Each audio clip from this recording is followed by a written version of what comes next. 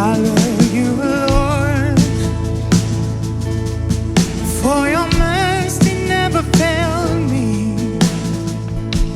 All my days I've been held in your hands. From the moment that I wake up until I lay my head, oh, I will sing of the goodness of God. And all my life you have been faithful. And all my life you have been so, so good. With every breath that I am able, oh, I will sing of the goodness of God.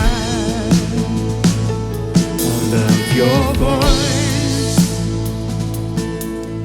You have led me through the fire in the darkest night. You are close like no other. I've known you as a father. I've known you as a friend, and I have lived in the goodness of God. Let's sing it, church. And all my life you have been faithful. And all my life you have been so, so good. Yes, you have. With every breath that I am made, I will sing of the goodness of God. In all my life, come on. In all my life you have been faithful. In all my life you have been so, so good. Every breath that I am made, oh, I will sing of the goodness of God. Your goodness is running after, it's running after me. Yes, Lord. Your goodness is running after, it's running after me. With my life laid down, I surrender now. I give you every day. Your goodness is running after, it's running after me. Oh, your goodness is running after, it's running after me. Yes, Lord. Your goodness is running after, it's running after me. With my life laid down, I surrender now. I give you everything. Your goodness is running after, it's running after me. Oh, let's sing it, church. And all my life you have been faithful. And all my life you have been so, so good. With every breath that I am able, oh, I will sing of the goodness of God. And all my life you have been faithful. You're faithful, Lord, faithful. And all my life you have been so, so good. With every breath that I am made, oh, I will sing of the goodness of God.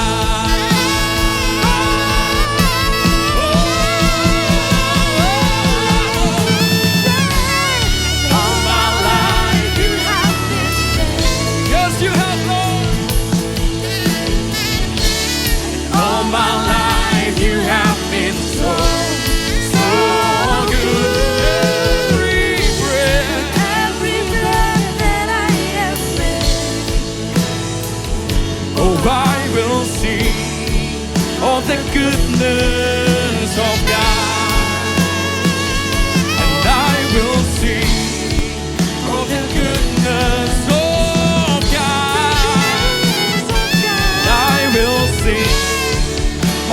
goodness of God.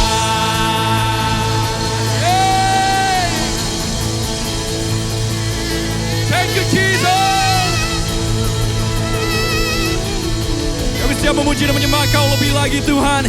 In the name of Jesus we pray. Haleluya. Amin. Mari sama-sama bangkit berdiri.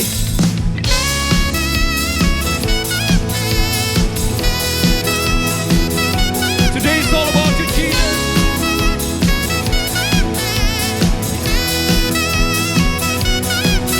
Bukan karena usahaku dan perbuatanku, semua pemberian-Mu, kasih-Mu Tuhan, kasih dan rahmat yang kekal, berikan kepastian dalam pengharapan. Katakan, nyatalah karya-Mu di dalamku. Sungguh besar kasih-Mu, berlimpah kebaikan-Mu. Kau menghidupkanku dengan anugerah-Mu. Oleh kasih karunia-Mu, Kau telah membangkitkanku. Kau menghidupkanku dengan anugerah-Mu.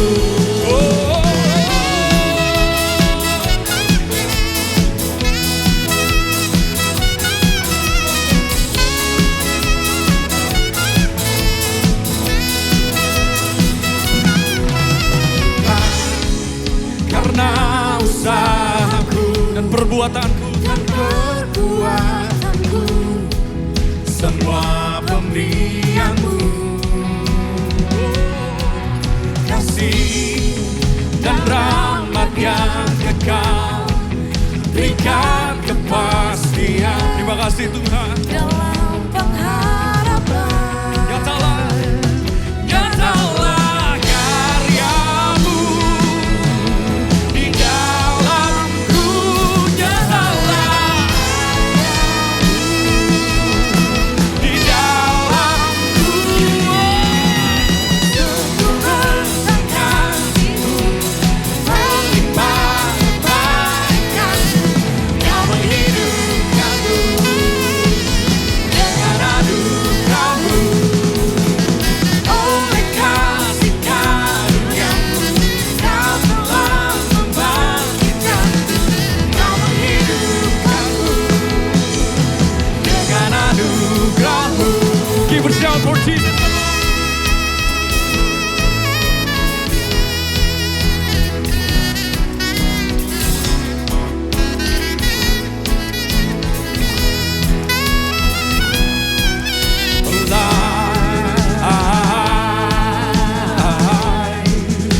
Jesus, we're alive.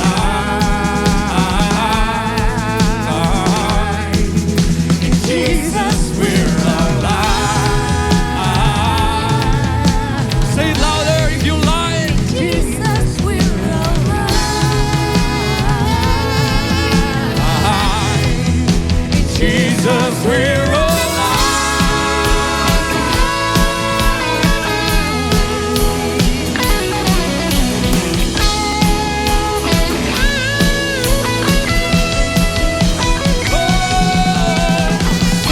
Besar kasih-Mu, berlimpah kebaikan-Mu. Kau menghidupkanku dengan anugerah-Mu. Oleh kasih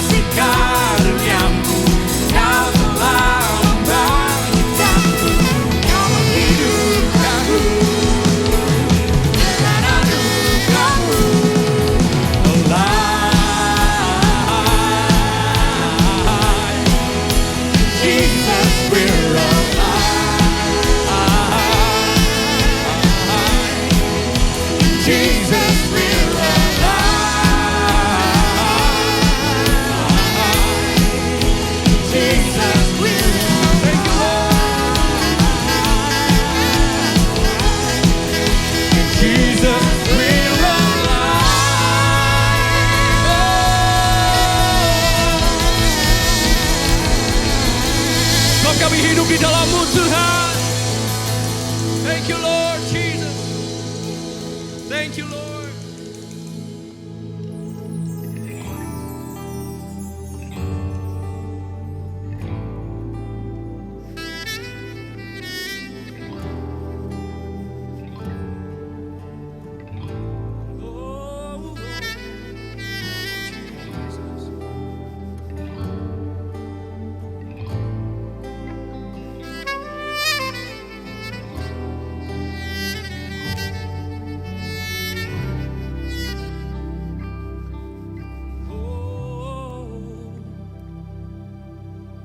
Saat ku masuk ke hadirat-Mu, bawa persembahan ke tempat kudus-Mu.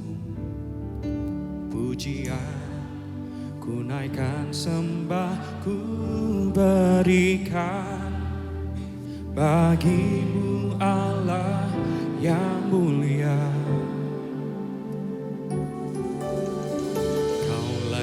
Akan ku menghampiri-Mu, melihat tata kemuliaan-Mu Tuhan. Pujian ku naikkan, sembah ku berikan bagi-Mu Allah yang mulia.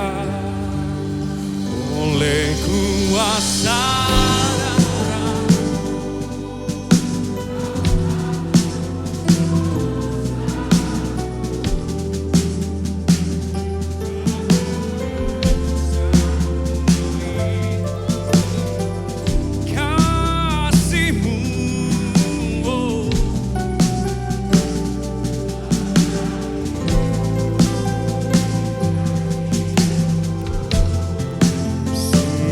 besar anugerah-Mu,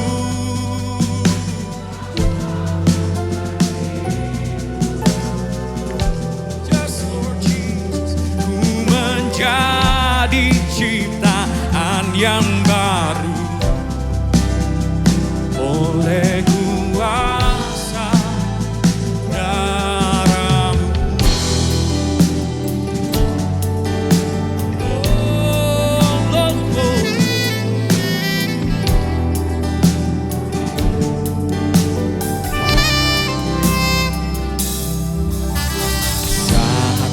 Masuk ke hadirat-Mu, bawa persembahan ke tempat kudus. pujian.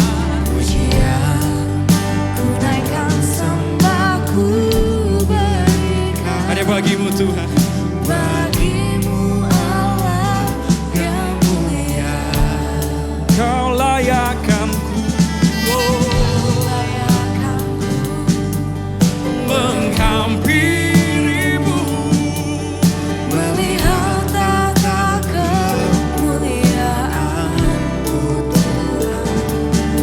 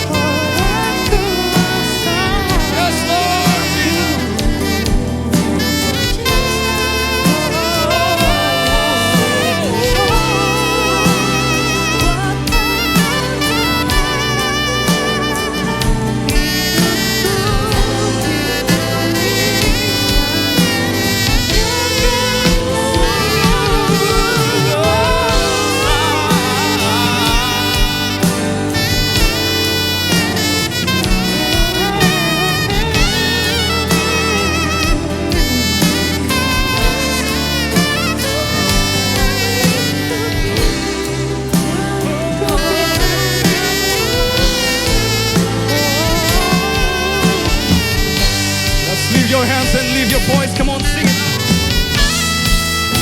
Oleh kuasa darah-Mu, Kau telah tebus dosaku. Terima kasih Tuhan. Kekudusan-Mu melingkupiku. Kasih-Mu Mengalir memulihkan hidupku. anugerah-Mu, Kau selamatkan hidupku. Ku menjadi ciptaan yang baru oleh kuasa darah-Mu. Ku menjadi Ciptaan yang baru. oleh kuasa darah-Mu. Ku menjadi ciptaan yang baru oleh kuasa darah-Mu.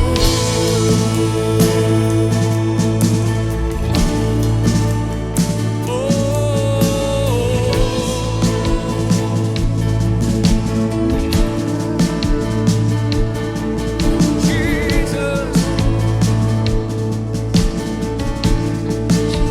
how beautiful your name, Lord Jesus.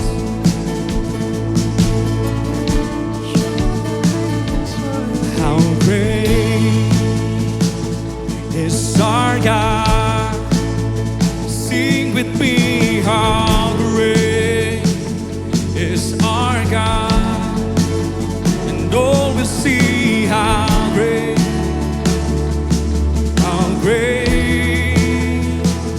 is our God. Now sing it, church. How great is our God. Sing with me. Sing with me, how How great. is our God. And all will see how great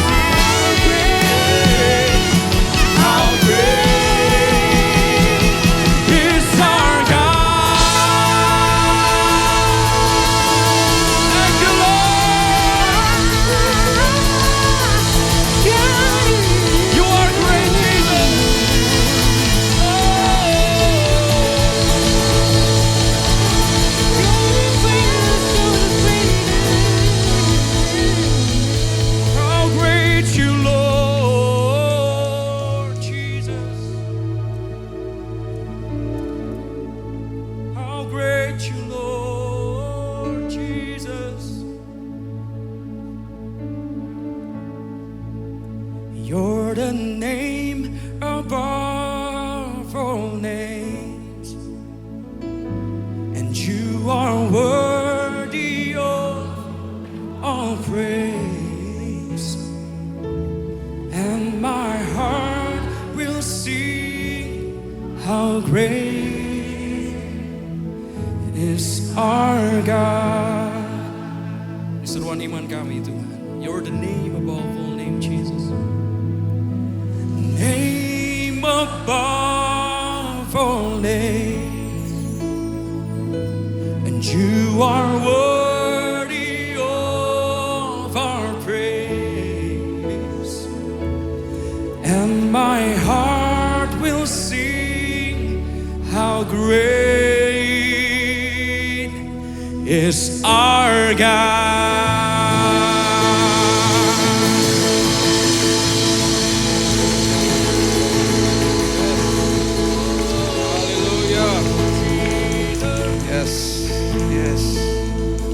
Bapak, terima kasih buat apa yang sudah terjadi, terima kasih buat apa yang sedang terjadi, dan terima kasih buat apa yang akan terjadi Tuhan. Kami percaya bahwa segala sesuatunya akan mendatangkan kebaikan bagi kami. Karena kami tahu Tuhan, Engkau adalah Raja atas segala raja, sumber atas segala sumber.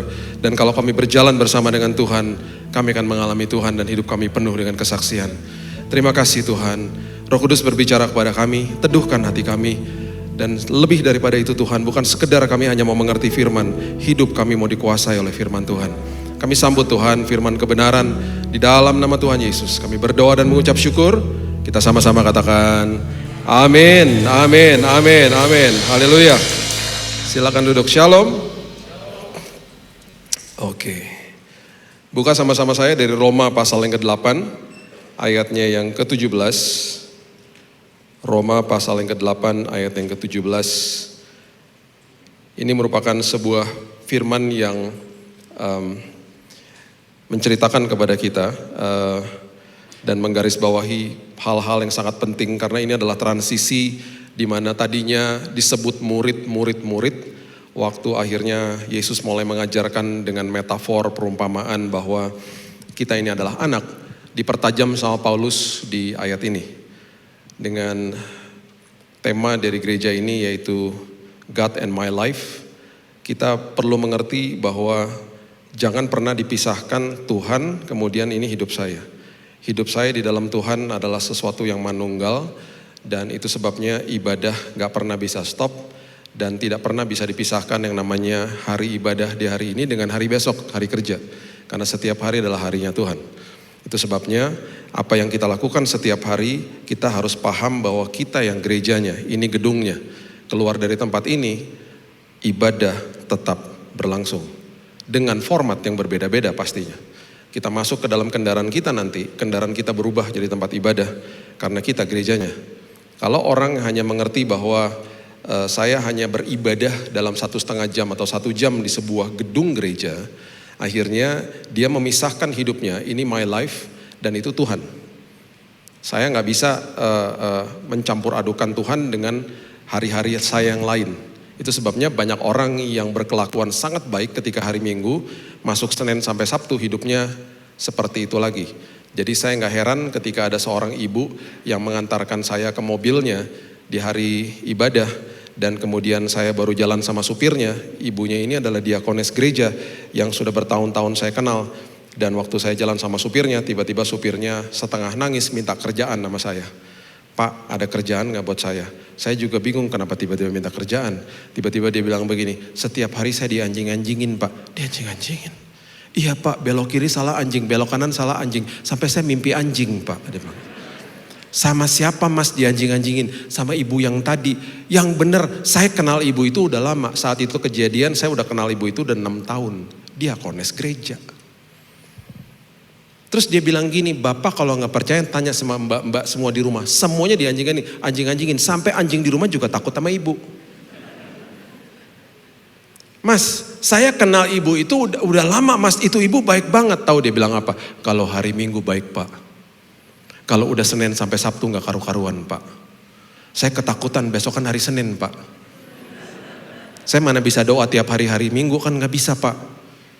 Dia sudah tulis di secari kertas nomor teleponnya dia. Waktu dia kasih sama saya, dia berulang kali ngomong, Pak ingat saya, Pak ingat saya. Saya rasa seperti Yesus di kayu salib. Ketika penjahatnya bilang, ingat aku sebelum masuk Firdaus. Nomor teleponnya hilang, kalau enggak suruh kerja di CLCC aja. Terganggu saya hari itu. Kenapa? Karena banyak orang seperti begitu, memisahkan hidupnya di luar. This is my life. Itu waktunya Tuhan, nanti waktunya Tuhan. Nanti setelah itu kembali to my life. Nggak bisa, manunggal. Kita eklesia, orang-orang yang dipanggil keluar. Dimanapun kita menginjakkan kaki, tempat itu berubah jadi tempat ibadah. Dengan format yang berbeda-beda. Salah satunya ngapain? Ngantre. Orang Indonesia paling susah ngantre. Amin, saya amin duluan. Susah ngantre. Istri saya tuh yang galak loh. Pernah di Indomaret dia negor bapak-bapak. Itu ngantre dong pak. Kan bapaknya cuma mau beli aqua dong. Ya ampun bu, cuma botol aqua. Nggak bisa ngantre. Langsung Indomaret rame. Ya ngantre mas. Petugas Indomaret juga bilang ngantre pak gitu. Pas pulang dia ngadu sama saya kan. Saya bilang kamu berani banget sih negor-negor orang kayak gitu. Iyalah kalau ada apa-apa kan tinggal panggil kamu. Emangnya gue preman. Iyalah kamu kalau datang kamu berdiri di situ udah serem. Sedih juga ya. Oke, Roma 8 ayat 17. Jika kita adalah anak, ini luar biasa, maka kita juga adalah ahli waris. Maksudnya orang-orang yang berhak menerima janji-janji Allah akan menerima bersama-sama dengan Kristus, yaitu jika kita menderita bersama-sama dengan Dia, supaya kita juga dipermuliakan bersama-sama dengan Dia. Kita ini anak, kita ahli waris, kita punya hak atas semua, ada kata all dalam bahasa Inggrisnya. Semua janji-janji Allah. Yang akan menerimanya kalau kita menderita. Menderita itu adalah kata simpateko bahasa aslinya. Atau kata taat. Taat. Jadi hari ini saya taat, kita taat kepada Tuhan bukan untuk dilayakan. Kita hari ini taat karena kita sudah dilayakan sama Yesus. Sudah ada kata tetelestai, selesai di kayu salib. Hari ini saya berdiri di dalam kehidupan saya karena saya sudah dibenarkan oleh Kristus. Itulah kasih karunia Tuhan dalam hidup saya. Saya anak, saya ahli waris. Dan saya punya hak penuh atas semua janji Tuhan. Kalau kita mengerti itu, kita akan mengerti beberapa metafor-metafor dan bahkan perumpamaan yang Yesus mulai berikan sebelum dia mati dan kemudian naik ke surga. Lukas 15 ayat 12 salah satunya, coba lihat. Ini adalah sebuah perumpamaan yang diberikan kepada orang Farisi. Bapak Ibu kalau mau belajar dengan lebih detail tentang anak yang terhilang, ada di YouTube channel saya. Itu kalau nggak salah ada 6 episode eksposisi tentang anak yang terhilang. Dua-duanya terhilang, si sulung juga terhilang. Itu justru lebih bahaya lagi karena dia ada di rumah ya. Lukas 15 ayat 12, perhatikan kalimat ini very very deep. Kata yang bungsu kepada ayahnya, Bapa, berikanlah kepadaku bagian harta milik kita. Itu adalah anak. Anak itu selalu punya akses kepada bapaknya. Punyanya papa, punya saya. Dulu waktu papa saya masih ada, saya tinggal dengan mereka, dengan mama dan papa ya. Semua yang ada di kulkas punya saya lah. Saya tinggal ngabisin susu, roti kadang-kadang saya habisin. Paling-paling dia cuma nanya, itu ngabisin susu siapa? Saya atau enggak adik saya. Besok-besok udah ada lagi. Dia akan bilang sama mama, itu anak-anak lagi suka makan roti, minum susu, belinya lebih banyak dong gitu. Besok udah ada, saya gak mikir. Besok akan ada apa di atas meja, pasti enak aja. Akses. Karena anak yang punya papa punya saya, gitu loh. Jadi itu yang dilakukan sama si bungsu, dia paham. Yesus lagi kasih tahu bahwa nih anak udah paham. Berikan harta milik kita, akses. Ya, ini yang bahaya. Yang menjadi milikku. Yang menjadi hakku. Dia sedang memisahkan akses kepada kepemilikan. Padahal di dalam kerajaan sorga tidak ada kepemilikan. Pengelolaan. Yang punya papa punya saya, yang saya harus kelola. Apapun yang ada di bawah langit itu milik kerajaan sorga. Yang harus kita kelola. Karena kita datang ke bumi ini kita gak bawa apa-apa. Kita pulang pun kita gak bawa apa-apa. Kita pengelola. Semua milik surga punya saya. Itu sebabnya metafor-metafor yang lebih detail lagi dia kasih tahu. Kamu ranting, aku pokok anggur. Kamu melekat kepada saya. Itu sebabnya waktu saya sakit kanker. Saya bilang gini, Tuhan aku kan melekat kepada pokok anggur. Pokok anggur kan gak punya kanker. Oleh sebab itu nutrisi kesembuhan mengalir ke ranting pada hari ini. Aku sembuh dalam nama Yesus. Itu menjadi iman akhirnya. Karena mengerti, saya ini posisinya anak, ahli waris, punya hak penuh atas semua janji Tuhan. Itu menjadi kekuatan akhirnya. Karena mengerti bahwa ini adalah sesuatu hal yang sangat luar biasa, yang Paulus jelaskan, kamu anak, kamu jangan lupa loh, kamu anak, kamu punya hak atas semua janji Tuhan. Yang punyanya Bapak di sorga punya kamu. Kamu kelola dengan sebaik-baiknya. Itu maksudnya. Nah, ketika kita mengerti ini dengan benar, kemudian yang namanya anak itu pasti harus mengalami bapaknya. Bukan sekedar hanya, dulu anak-anak saya waktu masih kecil, ya di dalam pertumbuhannya mereka sudah biasalah dan kita maklum aja.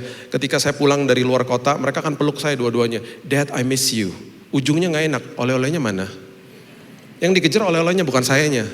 Tapi ketika sekarang mereka sudah 23 dan 16 tahun, kalau peluk saya bilang, Dad, I love you, I miss you. Titik, gak ada embel-embelnya. Yang dikejar bapaknya. Bukan barangnya lagi. Dulu waktu masih kecil ketika diberikan kado, mereka akan lari. Anak-anak kita juga gitu kan. Mereka lari dengan kadonya. Mereka terpesona dengan pemberian itu. Dan kita sebagai orang tua biasanya ngajarin untuk bilang apa? Bilang apa? Terus waktu mereka bilang terima kasih, apakah kita dilihat? Enggak. Mereka sambil lihat kadonya. Thank you. Mereka lihat kadonya. Mereka terpesona sama kadonya. Itu sebabnya ketika ada 10 orang kusta yang disembuhkan sama Yesus. Yang balik cuma berapa? Cuma 1. Yesus katakan apa? Mana yang lain? Mereka kabur, terpesona sama pemberian Yesus. Yang satu ini karena terpesona sama Yesusnya, makanya Yesus tanya, yang lain mana? Ternyata proses kesembuhannya belum tuntas. Makanya ada kata-kata begini, your faith has made you whole, bahasa Inggrisnya. Imanmu menyelamatkanmu dalam bahasa Indonesianya. Artinya adalah kesembuhanmu sempurna. Maksudnya apa? Yang 9 ketika disembuhkan, bekas kustanya masih ada. Yang 1 ketika disembuhkan dan terpesona sama sumbernya, ketika dia pergi dari Yesus, bekas kustanya hilang. Yang 9 cari kerjaan susah, karena masih ada bekas kusta. Yang 1 tidak akan ada orang tahu kalau dia nggak cerita, bahwa dia bukan pengidap kusta dulunya, nggak ada yang tahu. Itulah Tuhan, ada perkenanan ekstra yang dia mau berikan ketika kita terus terpesona sama dia. Carilah dahulu kerajaan Allah dan kebenarannya, baru segala sesuatu ditambah-tambahkan. Jangan dikejar bagian keduanya, kejar Yesusnya. Terpesonalah sama dia. Itu maksudnya. Itu sebabnya Yakobus pasal yang pertama ayat yang kedua mengatakan begini. Yakobus 1 ayat 2. Ini kalau kita baca hanya sepintas saja, ini seolah-olah kayaknya dia ngeledek banget ini ayat. Karena ngomong begini, saudara-saudaraku, anggaplah sebagai suatu kebahagiaan apabila kamu jatuh ke dalam berbagai-bagai pencobaan.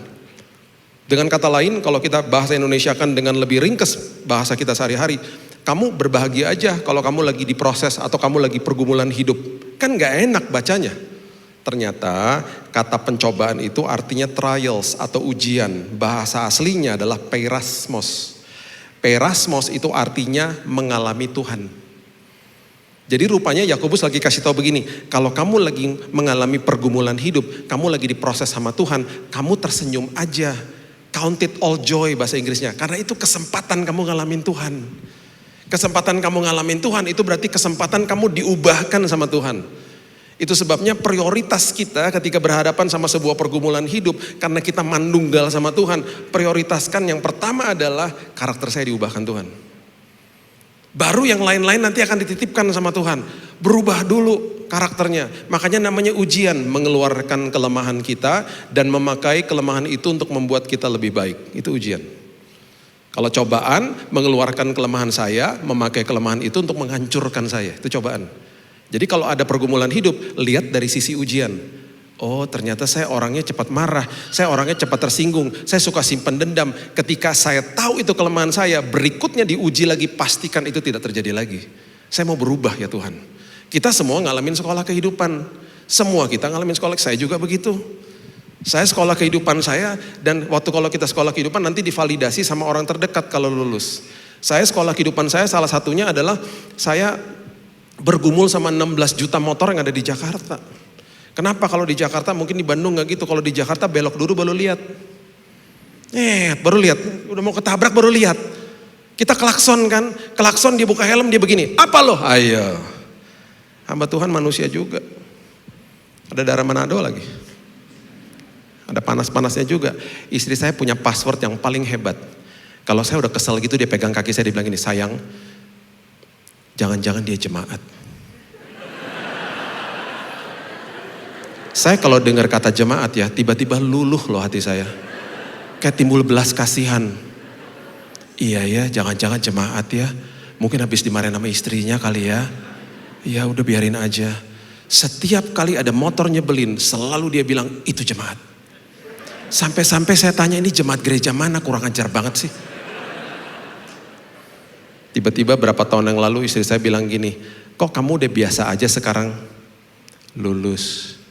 Yang validasi orang terdekat. Sekolah kehidupan berjalan terus. Amin. Bersihkan mata rohani kita. Supaya kita bisa lihat kebaikan Tuhan. Kalau enggak bahaya. Ya, Matius 7 coba lihat ayat 14 mengatakan begini. Matius 7 ayat 14. Karena sesaklah pintu dan sempitlah jalan yang menuju kepada kehidupan, sedikit orang yang mendapatinya. Jalan yang sempit itu sedikit orang yang mendapatinya, padahal jalan yang sempit menuju kepada kehidupan. Analoginya gini, kalau kita lagi berjalan kemudian diarahin sama Google Map ke jalan yang tikus, jalan sempit gitu ya. Kita pasti biasanya gak suka. Saya juga biasanya gak suka, karena apa? Di jalan sempit kita gak bisa ngebut, kita gak bisa buru-buru, kita harus belajar sabar sama hati-hati. Orang yang gak sabar sama gak hati-hati, orang yang ada di mana? Jalan tol. Saya tiap bulan ke sini ke Bandung, karena istri saya ini orang sini, mertua saya tinggal di sini. Setiap bulan karena ke sini kami udah hafal ruas-ruas jalan tol yang arah ke Bandung kan. Gak macet, tetap aja ada mobil-mobil yang ngambil bahu jalan. Saya percaya di sini nggak ada yang kayak gitu ya. Sampai-sampai saya waktu itu pernah bilang sama istri saya beberapa bulan yang lalu, perhatiin deh, ada 2 jenis mobil yang selalu paling sering masuk bahu jalan. Kalau Bapak Ibu tanya yang mana, tanya sama Tuhan aja. Terus istri saya bilang gini, kamu ngawur, tuh hanya halusinasi aja. Saya bilang coba perhatiin, benar. Sampai di Bandung iya, 80% yang masuk mobil kedua jenis mobil itu. Saya juga heran, nggak tahu kenapa. Teman polisi saya ngomong gini, Pak, ngeri Pak kalau udah terjadi kecelakaan fatal. Kenapa Pak? Itu Pak ya, itu kan bahu jalan buat emergency. Udah tahu itu bahu jalan buat emergency. Kadang-kadang orang serangan jantung. Kadang-kadang anak kecil mau buang air kecil terus gak ada rest area. Terus kadang-kadang ban pecah. Itu 90% orang yang masuk ke bahu jalan. Dia main masuk aja Pak. Dia gak lihat kaca spion. Di belakangnya ada mobil ngebut sengebut-ngebutnya. Karena gak sabar. Padahal juga gak macet Pak. Itu dalam hitungan detik loh Pak, kecelakaan fatal. Saya kalau udah ke TKP Pak, saya mau nangis kadang-kadang ngomong gitu. Nanti kalau udah kayak gitu ya Pak, reda, orang ketakutan. Habis itu begitu lagi, mentalnya susah Pak. Padahal gak macet loh Pak. Dan itu udah ketahuan bahu jalan itu buat emergency. Itu kejadiannya selalu hitungan detik Pak. Saya kalau dengerin dia ngomong tuh sampai bilang, iya ya Tuhan. Orang-orang justru di jalan sempit tuh yang belajar hati-hati, belajar sabar. Saya lagi di jalan yang sempit, tiba-tiba 200 meter lagi dari saya tuh ada jalan raya. Ada jalan raya, dan saya waktu ngeliatin jalan raya itu saya dalam hati gini, yes jalan raya. Tiba-tiba jadi kesel karena ngeliatin jalan raya, karena saya gak bisa jalan. Karena ada motor parkir di tengah jalan, di jalan sempit. Dipanggil dulu orangnya dari dalam rumah. Kenapa kesel? Karena ngeliatin jalan raya. Seolah-olah kayak dibanding-bandingin kan, itu lancar banget, bentar lagi udah nyampe situ, kok gak bisa jalan ke situ. Di dalam kehidupan kerohanian kita juga, kita digituin sama iblis. Dibanding-bandingin sama orang yang dalam tanda kutip, kok lancar-lancar aja hidupnya. Terus kita bilang apa? Kok mereka diberkati, saya tidak? Saya mau beritahu kepada kita ya. Kita nih ya, yang ada di jalan-jalan yang sempit, yang sedang diajar sama Tuhan untuk sabar, untuk hati-hati, untuk tidak banding-bandingkan diri sama orang lain. Justru kita yang sedang diubahkan karakter sama Tuhan. Justru kita yang sedang diberkati sama Tuhan. Karena karakter kita diubahkan, Tuhan mau titipkan perkara besar dalam hidup kita. Itu sebabnya jalan sempit orang gak banyak mau. Itulah proses, itulah justru ngalamin Tuhan di situ. Makanya Hakim-Hakim 14 mengatakan begini, ayat 5 dan 6. Hakim-Hakim 14 ayat 5 dan 6. Lalu pergilah Simson beserta ayahnya dan ibunya ke Timna. Ketika mereka sampai ke kebun-kebun anggur, maka seekor singa muda mendatangi Simson dengan mengaum. Pada waktu itu berkuasalah roh Tuhan atas dia, sehingga singa yang dicabik, singa yang di depan dia, seperti orang mencabik anak kambing. Singa kelihatannya kayak anak kambing. Karena apa? Karena mata rohaninya dibersihkan sama Tuhan. 12 pengintai ketika masuk ke tanah perjanjian, 12-12-nya lihat raksasa. 10-nya balik bilang apa? Bos, mereka besar banget bos. Mau mati kita masuk sana bos. Yang 2 balik ngomong hal yang sama. Betul bos, mereka besar. Tapi ingat loh, Tuhan kita lebih besar bos. Akhirnya kita gak pernah dengar nama-nama seperti Safat, Yigal, Palti, Nafbi. Gak pernah dengar kan? Itu nama-nama 10 pengintai yang ada di bilangan 13. Mereka tidak menjadi pahlawan iman. Tapi ada 2 orang yang kita masih dokumentasikan namanya. Siapa? Joshua dan Kaleb. Karena menjadi pahlawan iman. Bersihkan mata rohani kita. Seorang bapak-bapak tua diantar sama keluarganya mau dimasukin ke rumah panti jompo. Dia buta dan dia udah tua. Waktu masuk ke rumah panti jompo digandeng sama petugasnya karena dia buta. Selagi diantar ke kamarnya, petugasnya ngomong gini, "Om, kamarnya Om bagus banget Om. Di depannya ada danau, terus dicat pakai cat pastel, bagus banget Om kamarnya Om." Tiba-tiba si Om ngomong gini, "Oh iya bagus banget." Terus si petugasnya bilang gini, "Om, kita kan belum nyampe ke kamarnya Om. Kok Om udah bisa bilang bagus?" "Saya kan mau nyampe atau tidak kan tetap aja gak bisa lihat, kan saya buta. Saya cuman bilang bagus berdasarkan penjelasan kamu. Jadi harusnya hari ini kita bisa bilang, Tuhan besok hari-hariku sangat indah. Aku mengatakan ini walaupun aku belum lihat, aku mengatakan karena berdasarkan janji-janji Tuhan. Dan aku punya hak penuh atas semua janji Tuhan."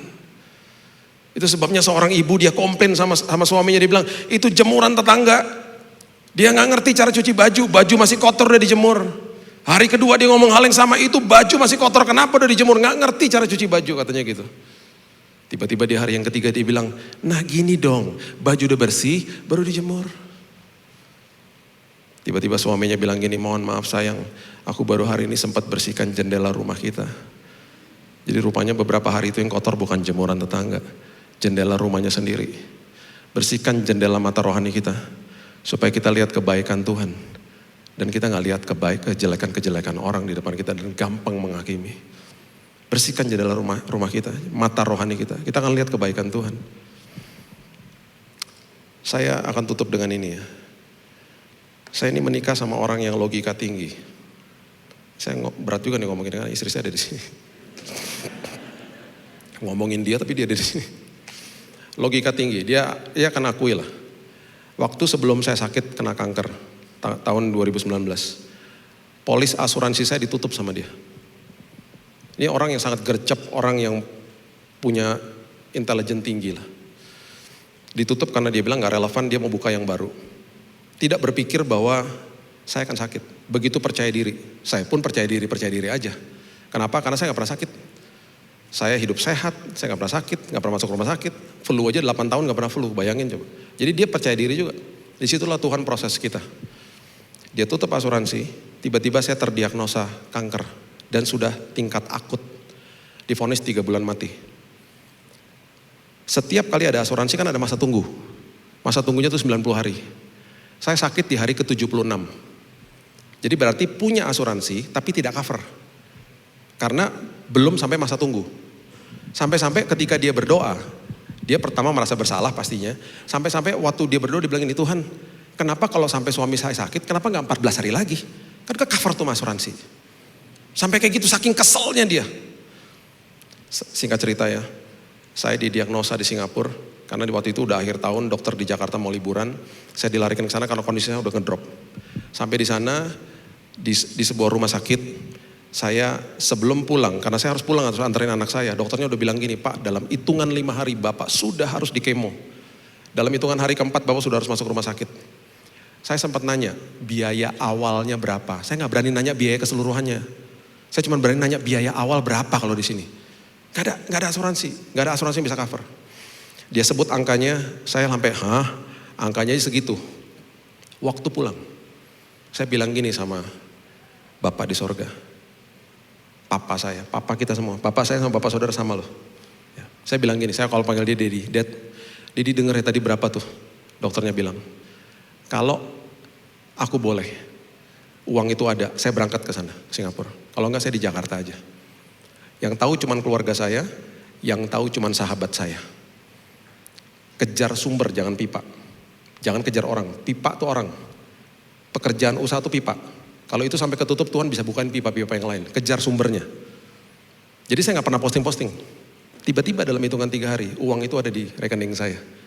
Persis jumlahnya, gak lebih gak kurang. Saya bilang sama istri saya, "Yuk kita berangkat. Ntar sisanya gimana?" Lah kita kan bilang sama Tuhan kita cuma minta depannya. Kita kan minta sisanya. Ya berangkatlah. Kalau Tuhan udah mulai, Tuhan akan akhiri dengan indah. Perjalanan iman memang ngeri-ngeri sedap ngeri. Udahlah jalan aja. Mungkin karena saya yang sakit juga, saya bilang udahlah, udah ada uangnya, uang awal biarin aja. Dan uang itu dalam hitungan harian habis sudah. Sampai di sana, saya udah gak bisa jalan, saya dalam kursi roda udah. Karena drop udah darah saya. Udah bisa jalan. Darah merah kalau gak ada. Ya, dokter kalau yang di sini pasti tahu lah. Kalau darah merah nggak ada tuh kita megap-megap. Darah merah saya udah tinggal 5 turun ke 3. Jalan tuh megap-megap kayak orang serangan jantung karena penghantar oksigen tuh darah merah. Akhirnya waktu masuk ke sana, saya bilang sama istri saya, kita ambil kamar yang paling murah. Kamar yang berempat. Masuk ke kamar yang berempat, di jam pertama saya muntah langsung. Kenapa? Karena bawa makanan. Sebelah saya makanan India terus. Padahal mama saya orang India. Udah biasa makan India, tapi muntah, gak tahan tiba-tiba. Terus istri saya bilang, ini di rumah sakit ini ada kamar yang kayak kamar isolasi, tanpa jendela. Harganya sedikit lebih mahal dari kamar yang berempat, murah jadi harganya. Cuman sendirian, bisa sendirian di situ, bukan VIP. Jadi kita request dong, dok mau dong kamar yang itu. Nggak bisa, udah full katanya. Itu kan populer kamarnya. Ya udah deh. Saya bilang kita ngucap syukur aja, Tuhan tahu yang terbaik. Beneran dalam hitungan 5 jam. 5 jam. Tiba-tiba pihak rumah sakit datang. Bilang begini, Pak, pihak rumah sakit dan dokter sudah setuju Bapak dapat kamar nomor 3 di ujung sana. Itu suite room, Pak. Apaan tuh suite room? Jadi gini Pak, di sini ada VIP, VVIP, suite room. Kalau di hotel presidential suite. Nggak mau, saya nggak request kamar gituan, gimana bayarnya? Suster nggak ngerti, Bapak yang nggak ngerti, tunggu dulu saya belum selesai katanya. Bapak dikasih kamar suite room, bayarnya kamar isolasi tadi. Ya mau kalau kayak gitu. Kenapa saya dikasih kamar suite room? Karena saya anak raja. Kita semuanya anak raja. Kita ahli waris, orang-orang yang punya hak penuh atas janji-janji Tuhan. Waktu dikasih kamar itu, istri saya lagi beli makanan di bawah kagak naik-naik. Orang kalau udah seneng ya, hormon adrenalin tuh bergerak. Saya langsung ngepak barang sendiri, saya tarik tuh koper di lantai 8. Walaupun jalannya udah begini, suster panik. Kursi roda, saya bilang minggir, kamar nomor 3 mana buruan. Kenapa saya buru-buru? Supaya rumah sakit gak ganti pikiran. Dikasih yang bagus buruan masuk. Sampai di kamar nomor 3 saya buka toiletnya, karpet semua toiletnya. Dalam hati Tuhan tidur di toilet juga gak apa-apa. Saking bagusnya. Istri saya naik, saya udah settle di dalam. Udah pasang air freshener, udah segala macam. Wah udah settle, iya. Biar kalau rumah sakit mau ganti kamarnya mereka gak tega. Udah beresin semuanya. Singkat cerita, mujizat terjadi, Bapak Ibu sudah tahu pasti kesaksian saya. Dalam hitungan 1 bulan Tuhan sembuhkan 10 dokter gak bisa temukan sel kankernya hilang. Setelah 2,5 bulan, udah mau pulang ke Indonesia. Bayarnya gimana? Yang tadi uang awal itu kan dalam hitungan harian udah habis. Tuhan kirimkan 80 orang ke rumah sakit. Sepertiganya kita gak kenal. Ada orang-orang lokal dari gereja lokal datang doakan saya. Yang kami find out terakhir adalah pembayaran ke rumah sakit sudah lunas. Dan bahkan pembayaran itu kelebihan. Karena banyak orang nabur. Kita pulang ke Indonesia, bukan sekedar saya bawa kesembuhan. Saya pulang ke Indonesia bawa uang kelebihan. Sampai-sampai kita punya kesempatan untuk bisa nabur sama orang-orang lain. Sama teman-teman yang sedang sakit. Kenapa? Anak raja, ahli waris, orang yang punya hak penuh atas janji Tuhan. Mau pulang naik pesawat, mau ambil pesawat paling murah. Ada teman kita bilang gini, lu jangan naik pesawat murah. Gue punya mileage Singapore Airlines sebentar lagi udah mau kadaluarsa, gue kasih buat lu aja. Dalam hitungan setengah jam saya dikirimin tiket bisnis kelas. Saya bilang gini sama Tuhan, Tuhan hal kecil, hal besar Tuhan perhatikan. Karena kita anak raja. Sebagai penutup saya cuma mau beritahu ini. Waktu saya sampai di Jakarta, orang-orang bilang, lu dapat mujizat kesembuhan. Bukan. Mujizat yang gue terima, saya bilang, adalah saya, istri saya, dan kedua anak saya diubahkan Tuhan. Yang namanya kesembuhan itu bonus. Kesembuhan Tuhan tinggal balikin tangan kita sembuh. Tetapi yang namanya perubahan karakter memerlukan respon daripada kita. Jadi kalau berhadapan sama sebuah masalah, pastikan kita yang berubah. Baru segala sesuatu ditambah-tambahkan sama Tuhan. Itulah kehidupan manunggal Tuhan dan kehidupan saya yang manunggal di dalam Kristus. Berikan tepuk tangan kita untuk Tuhan kita. Haleluya. Bapak terima kasih mengucap syukur buat pagi siang hari ini. Hamba-Mu stop sampai di sini tapi firman Tuhan terus berkumandang di hati kami. Kami percaya Tuhan ketika kami mengalami Tuhan, hidup kami penuh dengan kesaksian. Kami ini punya akses kepada Bapa kami. Apapun yang Kau miliki, kami miliki Tuhan. Karena kami melekat kepada sumber atas segala sumber, Raja atas segala raja. Terima kasih Bapa. Aku berdoa Tuhan, pada hari ini yang sedang sakit, kesembuhan sudah terjadi dalam nama Yesus. Pemulihan sudah terjadi. Pemulihan keluarga terjadi. Pemulihan ekonomi terjadi Tuhan. Karena kami melekat kepada sumber. Terima kasih Bapa.